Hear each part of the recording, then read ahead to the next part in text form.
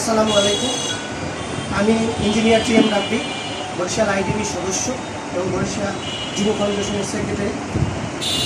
আমরা একটা ইউনিটের মাধ্যমে বরিশালে সেভ আওয়ার রিয়েলস রিওস ক্যাম্পেইন চালু করি। এখানে বৈষম্যবিরোধী আন্দোলনে যারা সম্পৃক্ত জুলাই থেকে আগস্টের 5 তারিখের মধ্যে যারা আহত হয়েছে তাদের তালিকা নিয়ে আমরা কাজ করছি এবং এই তালিকার মাধ্যমে দেশবাসী এবং আমাদের যে ঊর্ধ্বতন কর্মকর্তাগণ আছেন তাদের কাছে আমরা প্রেরণ করেছি যাতে সুচিকিৎসাটা নিশ্চিত হয় আহতদের, এবং আহতদের জন্য পুনর্বাসনের ব্যবস্থা করা হয়, তাদের কর্মসংস্থানের আওতায় নেওয়া হয়। আমাদের দাবিগুলো আমরা তাদের কাছে পেশ করছি এবং আমাদের এই টিম বরিশালে যারা আহত হয়েছে তাদেরকে তাদের একদম ডোর টু ডোর দিয়ে আমরা সেই তদন্তটা করছি এবং সেই তদন্তের সাথে আমাদের যারা সাংবাদিক ভাইরা আছে তাদেরকে আমরা আমন্ত্রণ জানাচ্ছি আমাদেরকে একটু সহযোগিতা করুন। কারণ কি দীর্ঘ 2 মাস চলে গেছে, এখন এখানে অনেক ইলিগালের প্রশ্ন চলে আসতেছে।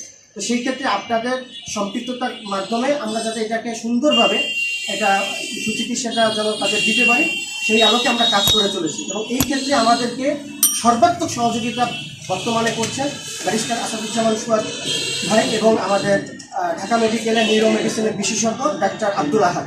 আচ্ছা, সংক্ষেপে ভাই সংক্ষেপে বলবেন আপনাদের যে দাবিটা শুধুমাত্র সংক্ষেপে গুরুতর আহত ছাত্র জনতা সর্বোচ্চ সুচিকিৎসা নিশ্চিত করতে সহায়তা করা, সকল আহতদের কর্মসংস্থানের সুযোগ সৃষ্টির লক্ষ্যে সহায়তা করা, গুরুতর আহতদের প্রাতিষ্ঠানিক এবং রাষ্ট্রীয়ভাবে সম্মানিত ভাতার সৃষ্টির লক্ষ্যে সহায়তা করা, বৈষম্য বিরোধী আন্দোলনকারীদের সাথে আন্দোলনের সময় সত্যিকারে কি হয়েছিল সুষ্ঠু তদন্তের মাধ্যমে আহত ও নিহতদের সাথে যারা জড়িত তাদের আইনের আওতায় আনার জন্য তথ্যপত্র দিয়ে দোষীদের সর্বোচ্চ শাস্তি নিশ্চিত করতে সহায়তা করা এবং আহত ছাত্র জনতার স্ব প্রতিষ্ঠান ও এলাকা বা রাষ্ট্রীয়ভাবে অনুপ্রেরণা হিসেবে সম্মাননা প্রদানে সহায়তা করা। আমাদের এই হচ্ছে প্রতিবদ্ধ বিষয়।